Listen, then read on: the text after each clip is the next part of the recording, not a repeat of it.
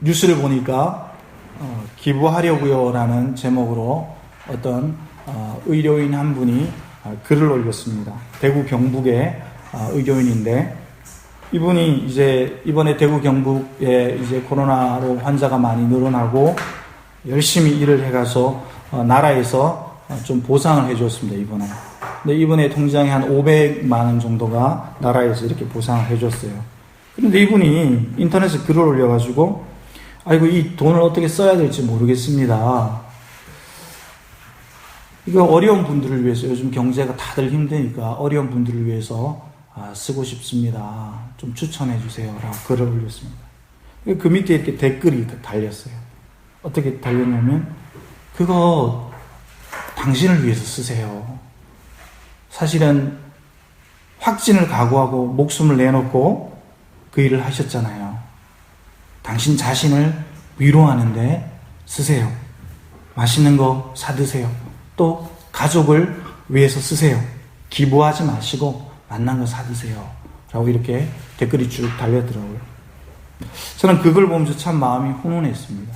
그리고 또 다른 한편으로는 이분이 거의 한 100일 가까이를 대구 경북 지역에서 열심히 이 코로나 환자들을 위해서 애쓰고 굉장히 방호복도 입고 힘들게 일을 했는데, 이분은 그렇게 희생을 하시고 또 국가에서 그래도 수고했다고 이렇게 주는 돈을 자기를 위해서 쓰지 않고 또 이렇게 남을 위해서 쓰려고 할까, 그 마음을 잠시 생각해 봤습니다. 희생하는 분들은 또 희생을 하는구나, 이런 생각을 해봤습니다. 교회는 무엇을 해야 할까, 또 믿는 제자들은 어떠한 삶을 살아야 할까, 잠시 울림이 있었습니다. 여러분, 구약 교회의 시작은요, 처음에 족장시대였습니다. 그냥 몇 명의 사람이 한 지역에 있다가 하나님께서 그 족장을, 그 부족을 선택을 하셔가지고 더 많은 인구를 이루게 되고 나중에 큰 이제 민족이 이루게 되는 거죠. 그런데 구약 교회는 족장을 중심으로 하는 가족 시스템이었습니다. 가족으로 묶여 있다는 것입니다. 그게 구약 교회의 시작입니다. 그래서 구약 성경에는 어떻게 적혀 있느냐, 이렇게 되어 있습니다. 아브라함과 이삭과 야곱의 하나님, 이렇게 항상 시작해요. 그것이 구약의 교회가 가족 공동체로 묶여 있다는 증거인 것입니다. 그래서 하나님은 때로는 아버지의 역할을 하시고, 때로는 이 자녀와의 관계를 말씀을 하시고, 때로는 남편과 아내의 관계로 이스라엘 민족과 얘기를 하세요. 그래서 항상 엄한 아버지의 모습이 아니라 어떤 때는 우리가 살살 또 안아주고 보듬어주는 아내의 모습도 우리가 구약 성경을 통해서 볼 수가 있습니다. 그래서 구약 교회에는 가족이라는 울타리를 하나님이 만들어 놓으셨습니다. 심지어 이방 민족도 가족이라는 울타리 안으로 들어올 수 있는 기회를 주셨어요. 그게 어떤 거냐면, 오늘날 남자들이 하는 포경수술. 그래서 이방인들이 나도 당신들 이스라엘의 민족이 되고 싶습니다. 그러면 그렇게 할례 의식을 하면은 같은 이제 받아주는 거예요. 같은 가족으로 이렇게 묶어주시는 거죠. 그럼 신약 교회는 어떻게 시작되느냐? 예수님께서 오셔서 12명의 사람을 선택하십니다. 그리고 그 사람들을 묶어서 동고동락 하시면서 먹고 자고 하시면서 3년 동안 함께 다니면서 가족이라는 교회를 만듭니다. 그것이 신약 교회의 시작입니다. 신약 성경에 보면 남자나, 교회가 어떠해야 되냐? 교회는 남자나 여자나 종이나 자유자나 아이나 노비나 모두가 예수 안에 있다라고 표현하고 있습니다. 그래서 뭐 영어로 얘기하면, 영어를 써서 죄송한데 in Jesus Christ 이렇게 되어 있어요. in이 뭐냐면 거기 안에라는 뜻이잖아요. 예수 안에 다 있다는 겁니다. 노비도 있고 아이도 있고 늙은이도 있고 젊은이도 있고 병든 사람도 있고 이방인도 있고, 예수를 고백하는 예수 안에 있는 모든 사람은 가족이다 라고 그렇게 신약 교회를 정의하는 것입니다. 여러분, 우리 이 5월달이 가정의 달입니다.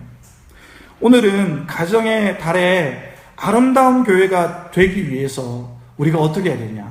아름다운 교회가 되기 위한 7가지 법칙이라는 제목으로 하나님의 말씀을 증거하도록 하겠습니다. 여러분, 첫 번째로 아름다운 교회가 되기 위해서는 우리 교회가 아름다운 교회가 되어야 되죠. 우리 교회는 지금 아름다운 교회지만 더 아름다운 교회가 되어야 되죠. 아름다운 교회가 되기 위해서 첫 번째로 서로 건강하고 성경적으로 사랑하는 교회가 되어야 하는 것입니다.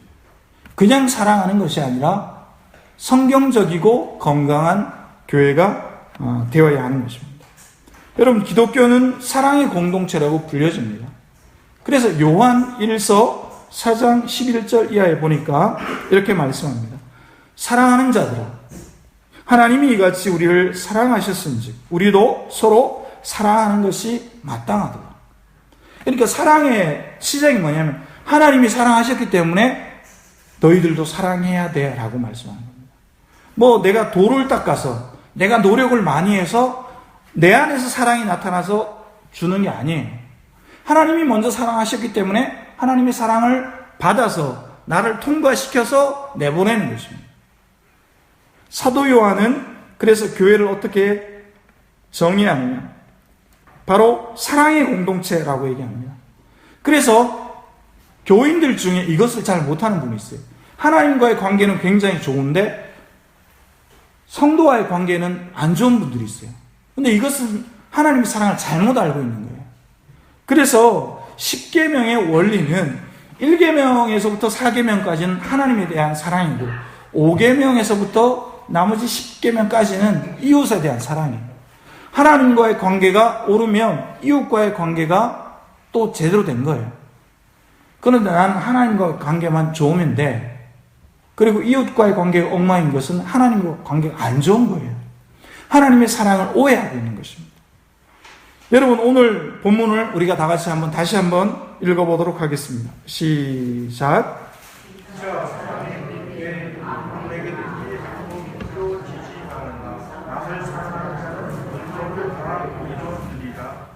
제 아버님이 돌아가시기 전에, 아버님이 돌아가신 지가 26년, 7년 됐는데, 아버님이 돌아가시기 전에 하시는 일들이 있으시더라고요.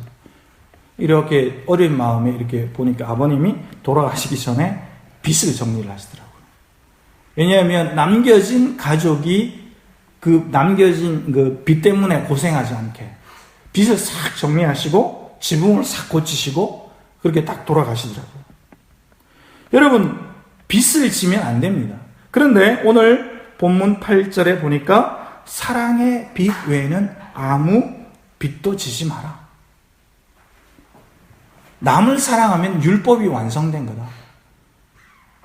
율법을 지키기가 얼마나 힘든데 600개가 넘는 율법을 우리는 다 지킬 수 없는데 하나님의 사랑을 내가 받고 하나님의 사랑을 흘려보내면 율법이 완성된 것이라고 얘기합니다. 그래서 교회는 한 몸 된 교회입니다. 건강하고 성경적인 교회가, 사랑하는 교회가 되어야 하는 것입니다. 여러분, 두 번째, 아름다운 교회가 되기 위해서 두 번째, 서로 인내하면서 견뎌 주어야 합니다. 견뎌 주어야 하는 것입니다. 고린도전서 13장 4절에 보니까 사랑은 오래 참습니다. 사랑은 온유합니다. 시기하지 않습니다. 자랑하지 않습니다. 사랑은 교만하지 않습니다. 그리고 13장 7절에 보니까 사랑은 모든 것을 참을 수 있습니다. 사랑은 모든 것을 믿습니다. 사랑은 모든 것을 바라고 맨 마지막에 있어요. 모든 것을 견딥니다. 우리가 결혼할 때 이런 서약을 합니다. 죽음이 갈라놓을 때까지 사랑하겠습니다. 이런 고백을 하죠. 그런데 결혼을 막상 해보면 완벽하지가 않아요.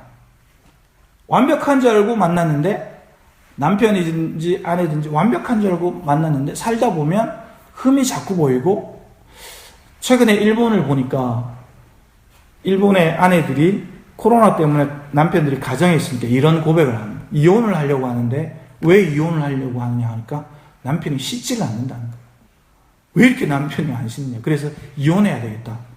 저도 좀 해당되는 것 같은데 잘 안 씻는다는 거예요. 그래서 이혼 사유가 된다는 거죠. 그래서 완벽하지 않는 사람들이 만나가지고 가정을 이루는 겁니다. 그런데 중요한 것은 우리가 결혼을 통해서 배우는 것은 견디는 겁니다. 서로의 흠을 발견하고 견뎌내는 겁니다. 있는 모습 그대로 이해하는 것입니다. 미성숙한 모습 그대로를 인정을 하는 거죠. 그래서 좋은 가정이라는 것은 가정이 잘 빨리 회복되는 겁니다. 가정에 뭐가 사고가 터지면 좋은 가정은 빨리 회복이 돼요. 그런데 좋지 않은 가정은 뭐냐면 뭔가 사고가 터지면 그냥 흩어져 버립니다. 이혼을 하거나 뿔뿔이 흩어져 버리는 겁니다. 여러분, 여러분들의 가정은 가정 이 회복력이 좋습니까? 나쁩니까? 그래서 교회 공동체는 서로를 잘 다듬어야 됩니다. 잘하는 것이 있고 또 못하는 것이 있는 거죠. 로마서 5장 4절에 보니까 인내는 연단을 낳습니다. 연단은 소망을 이루는 줄 알미로다라고 말씀을 하는 것입니다.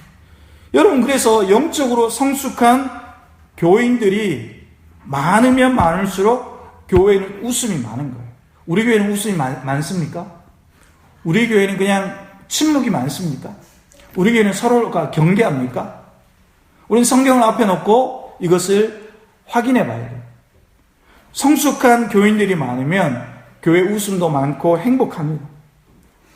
그런데 영적으로 성숙한 교인들이 많으면 많을수록 찾아오고 싶은 교회가 되는 거예요. 어떤 외부의 한 성도가 우리 교회 찾아왔다가 저한테 이런 고백을 하더라고요. 와, 목사님 교회 오니까 정말로 분위기 참 좋네요. 식사를 하시고 이렇게 가시면서 그런 얘기를 하시더라고요. 마음이 참 뿌듯했어요.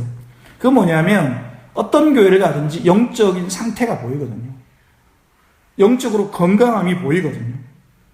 그래서 영적으로 건강한 사람들, 성숙한 사람들이 작든지 크든지 모여 있으면 그 교회는 영적으로 부흥하는 거예요. 영적인 부흥이 오면 수적인 부흥은 따라오는 거거든요. 그런데 이 영적인 성숙이 없고 사람만 많이 모여들면 어떤 일이 벌어지느냐. 제가 큰 교회를 섬겨봤잖아요. 부목사로. 사람이 많으면 항상 갈등이 있어요. 왜냐하면 교회는 완벽하지 않거든요. 부족한 사람들이 모이기 때문에. 사람만 많이 모이면 그냥 파벌을 이루고 막 네가 올리 내가 올리 이렇게 되는 거예요. 그런데 영적인 성숙함을 가지고 있는 성도들이 많이 있으면 그 교회가 아름다운 거예요. 뭐가 흠이 있으면 그냥 사람으로 확 덮어버리는 거예요. 그러니까 아름다운 교회가 되는 겁니다. 여러분, 우리 교회가 이런 교회, 성숙한 교회가 되시기를 예수님의 이름으로 축복합니다. 여러분, 세 번째는 아름다운 교회가 되기 위해서 서로 존중하는 것입니다. 가족은 여러분들 다 연결되어 있습니다. 교회도 마찬가지입니다. 그냥 나 혼자 잘 먹고 잘 사는 것 같은데 그렇지 않습니다. 다 연결되어 있습니다. 그래서 서로가 다 다르죠. 그런데 어떤 사람은 은사도 많고 어떤 사람은 은사가 또 적어요. 그런데 교회에서 자꾸 이것을 비교하다 보면 교회 안에서 분쟁이 일어나고 다툼이 일어나는 것입니다. 상대방을 자꾸 높여줄 수 있는 그런 우리 모두가 되어야 하는 것입니다. 사도 바울은 고린도 교회를 향해서 고린도 전서 후서를 쓰면서 이런 이야기를 하죠. 고린도 전서에 보면 이런 얘기가 나옵니다. 다 사도이겠느냐? 다 선지자이겠느냐? 다 교사이겠느냐? 다 능력을 행하는 자겠느냐? 다 병 고치는 은사를 가진 자이겠느냐? 다 방언을 말하는 자이겠느냐?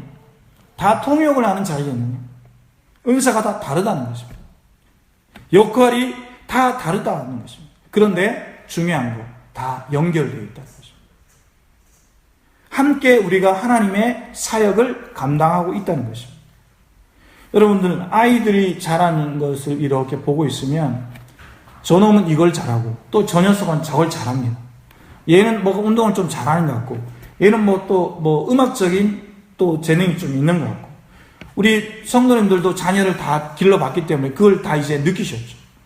재능이 다 틀려요. 그런데 비교해서 만약에 아이들을 그렇게 이제 훈계하고 가르치면 한 아이가 상처를 받습니다. 얘는 얘대로 잘하는 거예요, 이것을. 또 쟤는 제대로 잘하는 거예요. 각각의 다른 모습으로 인정해주고 격려해줘야 하는 겁니다. 여러분, 제가 아이들이 초등학생이라 학교에 가봤더니 요즘 성적표가 없어요. 왜 그런지 아십니까? 우리 어릴 때는 성적표가 있었고, 우리 성도님들이 잘하실 때 성적표가 있었단 말이에요. 줄을 안 세운다는 겁니다. 요즘 교육의 트렌드가 바뀌었어요. 줄을 세우지 않고 그냥 아이들이 즐겁고 행복하게 학교에서 잘할 수 있도록 거기에 중심을 많이 맞추고 있어요. 아주 올바른 교육 환경이죠. 교육 목표죠. 여러분, 그래서 줄을 세우지 않고 성적을 매기지 않는 것은 상당히 바람직한 것입니다. 여러분, 그래서 우리 모두가 서로 존중하는 이런 문화가 교회에 가득 차기를 예수님의 이름으로 축복합니다. 여러분, 네 번째는 아름다운 교회가 되기 위해서 서로 용납하고 용서하는 겁니다. 사람은요, 아담의 후손이기 때문에 죄의 쓴 뿌리를 가지고 있습니다. 오래 예수를 믿어도, 직분을 받아도, 어떤 때는 이 죄의 쓴 뿌리에서 올라온 이 쓴 액이 올라와가지고 나를 넘어지게 합니다. 죄의 뿌리가 있다는 것은 또 가까운 사람들로부터 쉽게 상처를 받는다는 거예요. 오랫동안 내가 예수를 믿었기 때문에, 내가 뭐 이런 직분을 가지고 있기 때문에 나는 끄떡도 안 해. 이게 아니에요. 상처를 쉽게 받아요. 여러분, 가장 상처를 누구한테서 가장 많이 받느냐, 세상에서? 가족에게서 가장 상처를 많이 받잖아요. 부모에게서 가장 많은 상처를 받아요. 자녀에게서 가장 많은 상처를 받아요. 성경은 이 부분에 대해서 이렇게 말씀합니다. 에베소서 4장 25절 이하를 보면, 그런즉 거짓을 버려라. 각각 그 이웃과 더불어 참된 것을 말하라. 이는 우리가 서로 지체가 됩니다. 연결되어 있다는 겁니다. 그래서 분을 내어도 죄를 짓지 말고 해가 지도록 분을 품지 마라. 마귀에게 틈을 주지 마라. 라고 말씀합니다. 로마서 12장 18절 이하에는 할 수 있거든 너희로서 모든 사람과 더불어 화목하라. 사랑하는 자들아, 너희가 친히 원수를 갚지 말고 하나님의 진노하심을 맡겨라. 원수 갚는 것이 내게 있으니 내가 갚으리라고 주께서 말씀하셨느니라. 골로새서 3장 13절 이하에는 이렇게 또 말씀하십니다. 누가 누구에게 불만이 있느냐?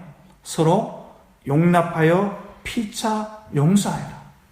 주께서 너희를 용서하신 것 같이 너희도 그러해라. 우리의 스승 되신 예수님께서 용서하셨기 때문에 나도 용서할 수 있는 겁니다. 나는 용서를 못하지만, 나는 분을 참을 수 없지만, 나는 내 성격이 있으니까, 나는 원래 그런 사람이야 라고 주먹에 힘이 가지만 주님이 용서하셨기 때문에 그렇게 하라는 것입니다. 이 모든 것 위에 사랑을 더해라. 여러분, 우리가 나이가 들면서 연륜이 붙으면서 깨닫는 것이 있습니다. 그것은 뭐냐면 그냥 내 힘으로, 내 오기로 하면 되지 않는다는 것입니다. 많은 일들이 그냥 용서하고 사랑으로 품고 안아주고, 그것이 참 옳다라는 것을 시간이 지날수록 우리는 깨닫게 되는 것입니다. 여러분 모두가 용납하고 품을 수 있는, 용서할 수 있는 사람 되시기를 예수님의 이름으로 축복합니다. 여러분, 다섯 번째는요, 아름다운 교회가 되기 위해서 다섯 번째는, 여러분 따라하십시오. 강한 자가 약한 자를 섬기며 돌보아야 합니다. 여러분, 우리 교회도 신앙적으로 믿음 좋은 사람이 있어요. 믿음이 약한 사람도 있어요. 처음 예수를 믿는 사람도 있습니다. 그런데 베드로전서 5장 3절에 보니까 맡은 자들에게 주장하는 자세를 하지 마라. 맡은 자들에게는 주장하는, 이게 뭐냐면 내가 알고 있으니까, 내가 경험이 많으니까, 세상에 나이도 많이 먹고 내가 내가 잘 알고 있으니까 경험으로 다 하지 말라는 거예요. 약물의 본이 되라 라고 말씀합니다. 존중해지고, 나이 드신 분들은 젊은 사람들을 존중해주고, 또 젊은 사람들은 나이 드신 분들을 또 본받고 또 칭찬해 드리고 이렇게 하라는 겁니다. 그래서 교회의 지도자들, 교회의 중요한 직분을 담당하고 있는 분들은 성도들의 본이 되어야 하는 것입니다. 저도 마찬가지죠. 담임 목사로서, 우리 장로님들도 권사님들도 다 직분자들은 맡은 자들로서 본이 되어야 하는 것입니다. 왜냐하면 이것은 우리의 모든 권위는 하나님으로부터 나오는 것입니다. 목사가 목사의 권위로 얘기하면 안 돼요. 장로님이 장로님의 권위로 얘기하면 안 돼요. 권사님들이 권사님의 권위로 얘기하면 안 돼요. 집사님들이 집사님들의 권위로 얘기하면 안 돼요. 내가 세상에서 이 정도 나가는데 하면서 손 뒤로하고 이렇게 얘기하시면 안 됩니다. 우리의 모든 권위는 성경적인 것은 하나님께로부터 오는 겁니다. 하나님께로 와서 나에게 잠시 청지기적으로 맡겨주시는 겁니다. 그럼 뭐냐면, 이 권위는 뭐냐면 내가 하나님의 영광을 위해서 사용하고 그리고 또 흘려보내야 되는 거죠. 그러니까 권위가 내 것이라고 주장할 수 없는 것입니다. 국회의원들은 권위 있게 얘기하죠. 내가 국회의원이니까. 정치인들은 내가 정치인이니까 얘기를 합니다. 권력이라고 얘기를 하잖아요. 그러나 성경적으로 맡은 직분자들은 그 권위가 하나님으로부터 왔음을 고백해야 하는 것입니다. 그리고 흘려보내야 하는 것입니다. 그러므로 겸손하게 섬길 수 있는 것입니다.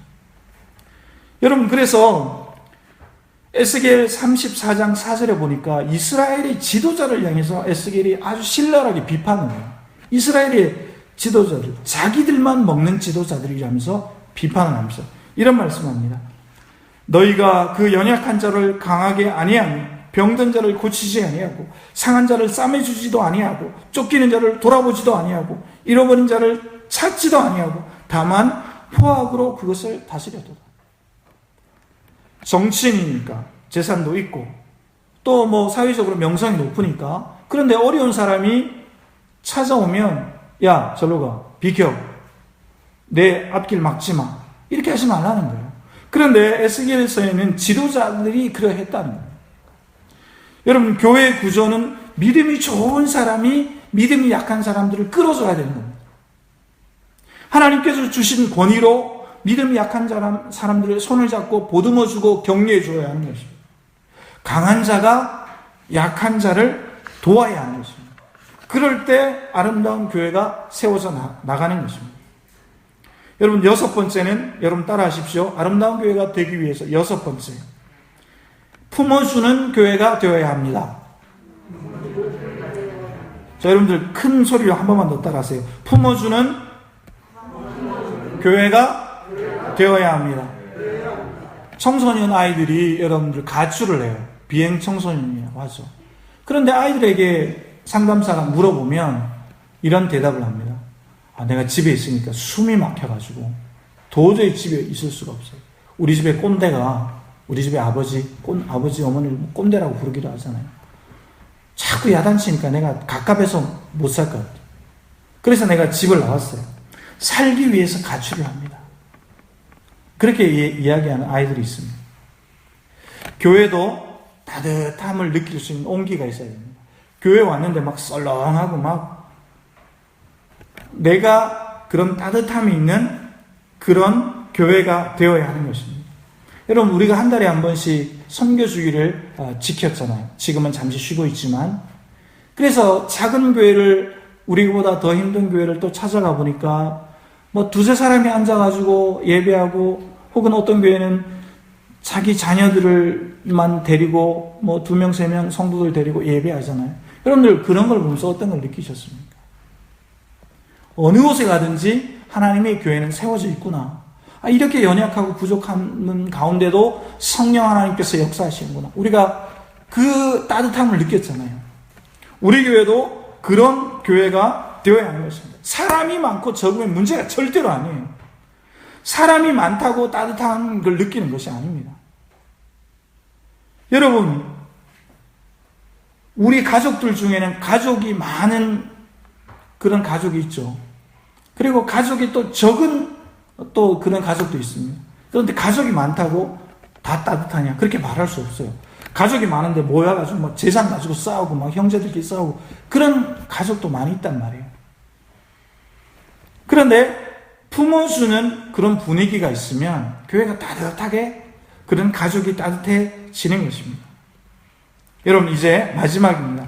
아름다운 교회가 되기 위해서 따라하십시오. 7번째, 두려움을 극복하는 교회가 되어야 합니다. 여러분, 우리가 건강하려면 나이가 들수록 건강을 신경을 많이 쓰잖아요. 우리 성도님들도. 피가 잘 돌아야 합니다. 근데 모든 이 건강의 원인은 혈액순환에 있는 거잖아요. 혈액이 안 도니까 막 통증도 오고, 관절염도 오고 막 그렇습니다. 가장 기본적인 것인데 가장 어려운 것입니다. 혈액순환이 잘 되는 것. 우리 교회도 성령의 은혜, 복음의 은혜가 잘 돌아야 됩니다. 교회가 예배를 통해서 쏟아부어지는 성령의 은혜를 경험하지 못하면 자꾸 막히는 것입니다. 그런데 예배는요, 무조건 성령님께서 각 사람 마음에 임해 주셔서 은혜를 부어주셔서 은혜를 많이 받는 겁니다. 그래, 은혜를 부어주셔. 그런데 한 가지가 더 있습니다. 그건 뭐냐면 예배자의 태도입니다. 예배자의 태도인데, 예배를 드리는 사람이 하나님 앞에 나와서 주님 저에게 오늘 예배 가운데 은혜를 부어주세요. 저는 목이 너무 말라요. 은혜가 너무 갈급합니다. 그런 갈급함으로 예배 가운데 와서 손을 들고 찬양을 하고 간절한 마음으로 기도하고 말씀을 사모하는 사람들, 그렇게 갈급한 사람들이 예배 가운데 참여함, 바로 그러한 예배는 성령 하나님께서 더 큰 은혜를 부어주신다는 것입니다. 여러분, 예배 한 번 드린 그 예배가 갈급합니까? 하나님 은혜를 내려주세요. 하나님 성령의 충만함을 내려주세요. 제가 주님께 붙들려서 주님께 쓰임받는 사람이 되겠습니다. 그냥 매일 하루하루가 그냥 매일매일 반복되는 내 직장생활, 내 생활 패턴이 아니라 어제와는 다른 정말로 은혜가 넘치는 오늘 하루 영향력 있는 예수님의 제자의 삶을 살아가겠습니다. 그러므로 그런 예배를 저는 사모합니다. 그런 은혜가 넘치는 예배가 되게 하여 주옵소서. 그러한 마음으로 예배를 드리시는 여러분 모두가 되시기를 예수님의 이름으로 축복합니다. 이제 말씀을 사모합니다. 이제 말씀을 마칩니다. 여러분, 우리 교회는 영적인 목마름이 있어야 됩니다. 우리 교회는 갈급함이 있어야 돼요. 우리 교회가 강원도 정선에 고안에 있는데 뭐가 뭐 합니까? 그런 말씀 하시면 안 돼요. 도시에 있든지 세계에서 가장 큰 도시에 있든지 뭐 작은 시골에 있든지 영적인 갈급함이 없으면 그 사람은 실패한 사람이 되는 겁니다. 영적인 갈급함이 있는 사람, 목마름이 있는 사람, 그 사람은 영성이 깨어있는 사람이 되는 겁니다. 여러분, 그래서 아모스 선지자는 이런 얘기를 했습니다. 주 여호와의 말씀이니라. 보라, 날이 이를지라 내가 기근을 땅에 보내겠다. 양식이 없어 주림도 아니고 물이 없어 가람도 아니다. 여호와의 말씀이 없어서 기갈이다.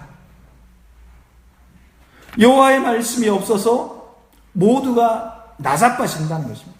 여호와의 말씀이 없어서 쓰러진다는 것입니다.